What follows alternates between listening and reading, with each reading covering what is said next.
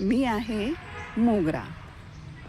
माझी उंची 1.5 ते 2 फुटापर्यंत असते आणि जानेवारीमध्ये मला नवीन पालवी येत असते आणि फरवरीला कळ्या येतात आणि मार्चपासून ऑक्टोबर-नोव्हेंबरपर्यंत खूप फुलं येत असतात.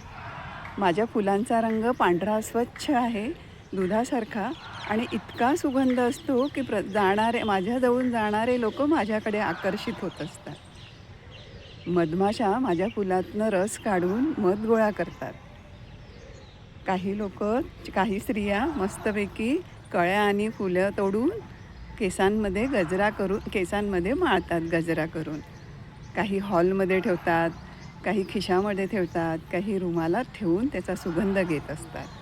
तुम्हाला समजा उन्हाळ्यामध्ये गरमीने फोड झालं असेल, तर नाकामध्ये फोड झालं असेल, तर या फुलाचा सुगंध घेऊन तुम्ही नाकात सुगंध घेऊन तो फोडसुद्धा दुरुस्त होऊ शकतो.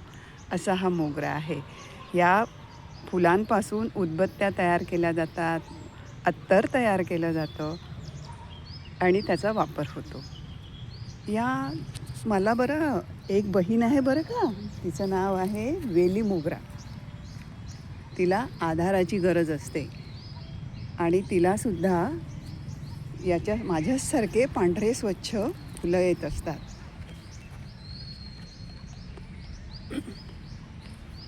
असा मी मोगरा. मी सूर्यप्रकाशामध्ये माझी जी हिरवी कंच गोलाकार पानं आहेत ना, ती हवेतील कार्बन डायऑक्साईड घेतात आणि ऑक्सिजन सोडत असतात. कारण ते सूर्यप्रकाशामध्ये ती पानं अन्न तयार करत असतात. त्यासाठी त्यांना हवेतील कार्बन डायऑक्साईडची गरज असते.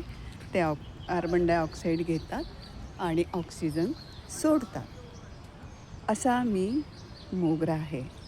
माझ्या या सौंदर्याला बघून कवीला एक कविता सुचली आणि त्यांनी एक कविता लिहिली.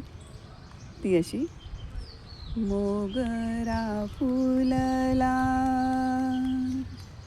मोगरा फुलला, मोगरा फुलला, मोगरा फुलला, फुले वेचितानी कर बहरुनी आला, मोगरा फुलला, मोगरा फुलला.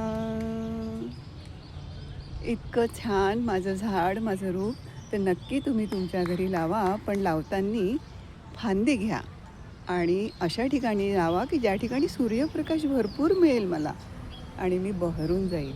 म्हणजे सुगंध तर पसरेल आणि ऑक्सिजनसुद्धा पसरेल हवेमध्ये. त्याच्यामुळे हवा शुद्ध होईल. म्हणूनच झाडे लावा, झाडे जगवा. थँक्यू. धन्यवाद.